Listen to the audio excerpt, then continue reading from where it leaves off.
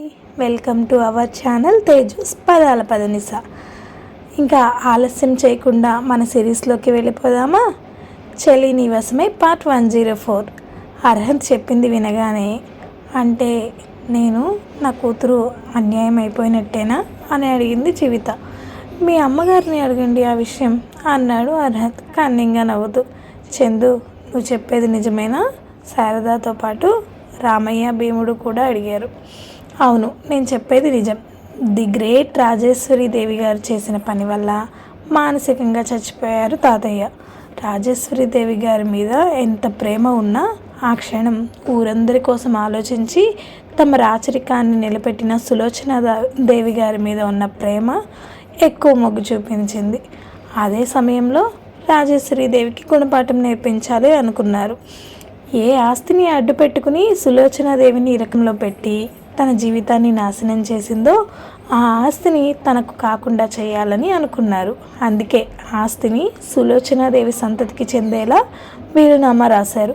ఒకవేళ ఆ కుటుంబంలో ఎవరూ లేకపోయినా, వారు చనిపోయినా, చంపబడినా కూడా ఆస్తి మొత్తం అనాథాశ్రమాలకు వెళ్ళిపోతుంది.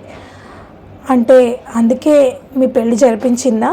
ఈ వీలునామా గురించి ఆవిడకు ముందే తెలుసా? ఆశ్చర్యంగా అడిగాడు పాలు.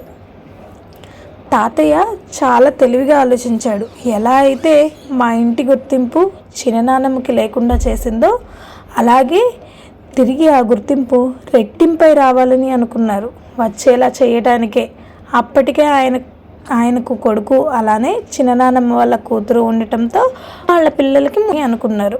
అలా జరిగితే ఆ ఇంటి వాళ్ళు ఈ ఇంటికి లీగల్ ఫ్యామిలీ మెంబర్స్ అవుతారు కదా. ఆ ఉద్దేశంతో అలా మెలికి పెట్టారు. ఎలా అయినా చిన్ననాన్నమ్మకి జరిగిన న్యాయం చేయాలని అనుకున్నారు.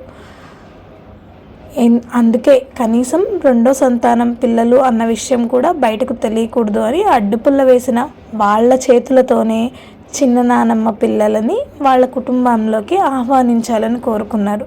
తన మొదటి భార్య చేసిన తప్పుని సరిదిద్దే ప్రయత్నం చేశారు అని చెప్పాడు అర్హంత్. ఈ విషయం తెలిసే మీ పెళ్లి జరిపించారా? అసలు ఈ విషయం నీకు ఎలా తెలిసింది అని అడిగాడు బాలు. అర్హంత్ లోపలికి వెళ్ళి ముందు రోజు బంగ్లా నుండి తీసుకొచ్చిన ఫోటో బయటకు తీసుకొచ్చాడు. ఆ ఫోటో చూడటమే కోపంతో రగిలిపోయింది రాజేశ్వరిదేవి. ఒక్క అడుగు ముందుకు వేసింది. కానీ ఆవిడ ఆలోచన అర్థమైనట్టు, మీరు మరీ అంత ఆవేశపడకండి నానమ్మ అని నవ్వుతూ జాగ్రత్తగా ఆ ఫోటో ఫ్రేమ్ వెనక ఉన్న ఫ్రేమ్ని బయటకు తీశాడు. దానిలో ఉన్నాయి డాక్యుమెంట్ పేపర్స్. వాటిని బాలు చేతిలో పెట్టి, ఈ విషయం ఖచ్చితంగా మీకు తెలుసని నాకు తెలుసు నానమ్మ. అదే కారణం కదా త్రిలోచనాదేవితో నా వివాహం జరిపించడానికి. కానీ విషయం ఇది అని చెప్తే మీ మొహాన ఓస్తారు కాబట్టి నా జాతక దోషమని అబద్ధం చెప్పారు. అందుకే కొన్ని రోజులు మోజు తెచ్చుకుని వదిలేయమని నోటికొచ్చినట్టు మాట్లాడారు. నిజంగా మీరు కూడా ఆడవాళ్లే కదా, అలా ఎలా మాట్లాడగలిగారో నాకు అప్పుడు అర్థం కాలేదు. కానీ ఈ డాక్యుమెంట్స్ చూశాక బాగా అర్థమైంది. తాతయ్య రాసిన విల్లు గురించి మీకు తెలుసు. అందుకే త్రిలోచన అడ్డు కూడా తొలగించుకోవాలని నాన్న వాళ్ళు ఆలోచించినప్పుడు వాళ్ళని అడ్డుకున్నారు. సరిగ్గా నా పెళ్లి చేయాలి అనుకున్నప్పుడు త్రిలోచనని మీ దగ్గరకు తీసుకొచ్చి చాలా సీక్రెట్గా తనని దాచిపెట్టారు. మా అందరితో ఒక ఆట ఆడి మరి త్రిలోచనాదేవిని నా భార్యని చేశారు. బట్ తనకి నా భార్యగా గుర్తింపు ఇవ్వడం మీకు ఇష్టం లేదు. అందుకే నోటికొచ్చినట్టు మాట్లాడారు. ఈ విషయం గురించి ఎవరికీ తెలియదని మీరు అనుకున్నారు కదా. తాతయ్యతో అన్నేళ్ళు కలిసి ఉన్నారు కదా, మీకు అర్థం కాలేదా ఆయన తెలివి గురించి? మీ గురించి తెలిసి కూడా అలా ఎలా ఊరుకుంటారనుకున్నారు? ఎక్కడో చోట ఆయన హింట్స్ ఇస్తూనే ఉంటారని ఊహించి ఉండాల్సింది. ఊహించి ఉంటే అన్నిటినీ నాశనం చేసేవారేమో కదా అన్నాడు నవ్వుతూ. లేదు, ఇదంతా అబద్ధం, ఇది నిజం కాదు. కేవలం ఈ కాగితాలను పెట్టుకుని నన్ను నమ్మించాలని అనుకోకు అర్హంత్ ఆవేశంగా అంది రాజేశ్వరిదేవి. ఈ కాగితాలు నిజమో అబద్ధమో కోర్టు నిర్ణయిస్తుంది. ఇంకా తాతయ్య ఎవరికి అయితే విల్లుని అప్పచెప్పారో వాళ్ళు కూడా నిర్ణయిస్తారు. మీరు అనవసరంగా ఆవేశపడి మీ ఆరోగ్యాన్ని ప్రమాదంలో పెట్టుకోండి. విషయం ఏదైనా ఉంటే కోర్టు ద్వారా తెలుసుకుందాం. ఇక్కడికి వచ్చి న్యూసెన్స్ చేయడం కరెక్ట్ కాదు దృఢంగా అన్నాడు. అంటే మేము న్యూసెన్స్ చేస్తున్నామా? ఈ విషయంలో నేను అస్సలు వెనక్కి తగ్గను. నాకు నా కూతురికి అన్యాయం జరుగుతుంది అంటే చూస్తూ ఊరుకోను. నేను ఇప్పుడే కోర్టులో కేసు ఫైల్ చేస్తాను. ఈ ఆస్తిలో నాకు రావాల్సిన వాటా నాకు వచ్చి తీరవలసిందే అంది జీవిత ఆవేశంగా. అమ్మా, నువ్వు అనవసరంగా ఇష్యూ పెద్దది చేయకు. స్వీటీ తల్లిని వెనక్కి లాగింది. నువ్వు పిచ్చి మొద్దు కాబట్టే మీ అమ్మమ్మ నీ లైఫ్ని స్పాయిల్ చేసినా ఇంకా తననే పట్టుకుని తిరుగుతున్నావు. నాకు అంత అవసరం లేదు. ఈరోజు తాడపేడ తేల్చేస్తాను అంది జీవిత. జీవిత, ఆ డాక్యుమెంట్ చెల్లదు. మీ నాన్న రాసిన ఒరిజినల్ విల్లు లేకుండా వీళ్ళు ఏం చేయలేరు. నువ్వు అనవసరంగా ఆవేశపడకు అని కూతురికి చెప్పి చాలా దూరం వెళ్తున్నావు అర్హంత్. నాకే ఎదురు నిలవాలనుకుంటున్నావు, అది సాధ్యమవుతుందా అని అడిగింది పొగరుగా చూస్తూ. చాలా దూరం వెళ్ళింది నేను కాదు, తాతయ్య గారు. ఇది నేను మొదలుపెట్టింది కాదు, అలా అని తాతయ్య కూడా మొదలుపెట్టలేదు. అసలు ఆట మొదలుపెట్టింది నువ్వు. మీ మధ్యలోకి సులోచన నానమ్మని తీసుకొచ్చి ఆమె జీవితాన్ని ప్రశ్నార్థకం చేసి ఆట మొదలుపెట్టింది నువ్వు. దాన్ని కొనసాగించింది తాతయ్య గారు. ముగింపు మాత్రం నేనే ఇస్తాను.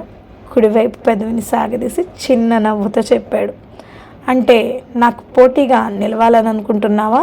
పొగరుగా అడిగింది రాజేశ్వరీదేవి. నేను న్యాయం వైపు ఉండాలని అనుకుంటున్నా. మీరు తప్పుగా అర్థం చేసుకుంటున్నారు. ఏ మాత్రం తగ్గకుండా సమాధానం చెప్పాడు అర్హంత్.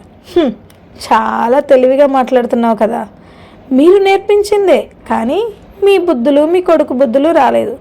బహుశా మా తాతయ్య బుద్ధులు వచ్చి ఉంటాయి, లేదా మా అమ్మ సున్నితత్వం వచ్చి ఉంటుంది. అందుకే ఇంకా మీలాంటి వాళ్ళని ఇలా నట్టింట్లో నిలబెట్టి మాట్లాడుతున్నాను. ఒరిజినల్ వీళ్ళు లేదన్న విషయం మర్చిపోకు అర్హంత్. ఎందుకంటే నువ్వు నా మీద ఓడిపోవటం నాకు ఇష్టం లేదు. నా మనవడి ఎప్పుడూ విజయాన్ని మాత్రమే వరించాలని నేను అనుకుంటాను. నువ్వు ఓడిపోతే నేను అస్సలు చూడలేను అంది రాజేశ్వరీదేవి. ఓటమిని నేను అంత తేలికగా ఒప్పుకోను. ఒరిజినల్ విల్లు మీరు మాయం చేసి ఉండొచ్చు, కానీ తాతయ్య మీద నాకు నమ్మకం ఉంది. ఖచ్చితంగా ఆయన ఏదో ఒక క్లూ వదిలే ఉంటారు, అచ్చంగా ఈ డాక్యుమెంట్స్ లానే. మీకు తెలిసినవి మీరు మాయం చేసి ఉండొచ్చు, కానీ మీకు తెలియనివి కూడా ఉండే ఉంటాయి కదా, వాటిని తెలుసుకుంటాను. ఖచ్చితంగా తాతయ్య కోరికను నెరవేరుస్తాను ధీమాగా చెప్పాడు. నేను బ్రతికి ఉన్నంత వరకు అది జరగదు. నేను చూస్తుంటాను నువ్వేం చేయగలవో అని చెప్పి ముందుకు వెళ్తూ, ఈ రోజు నుండి మేము బంగ్లాలోనే ఉండబోతున్నాం. నువ్వేం చేయాలని అనుకుంటున్నావో అనుక్షణం నేను గమనిస్తూనే ఉంటాను. నాకు ఎదురుగా నిలబడింది నా మనవడు అయినా సరే, నా అనుకున్న నా దాన్ని ఎలా నిలబెట్టుకోవాలో నాకు బాగా తెలుసు అని చెప్పి బయటకు వెళ్ళిపోయింది విసురుగా. మరి రాజేశ్వరి ఏం చేయబోతుంది తెలుసుకోవాలి అంటే మరో అప్డేట్ వరకు వేచి ఉండాలి.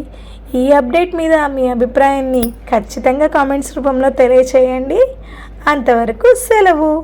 మా వీడియో కనుక మీకు నచ్చినట్టయితే లైక్ చేయండి, కామెంట్ చేయండి, సబ్స్క్రైబ్ చేయండి, బెల్ కొట్టండి.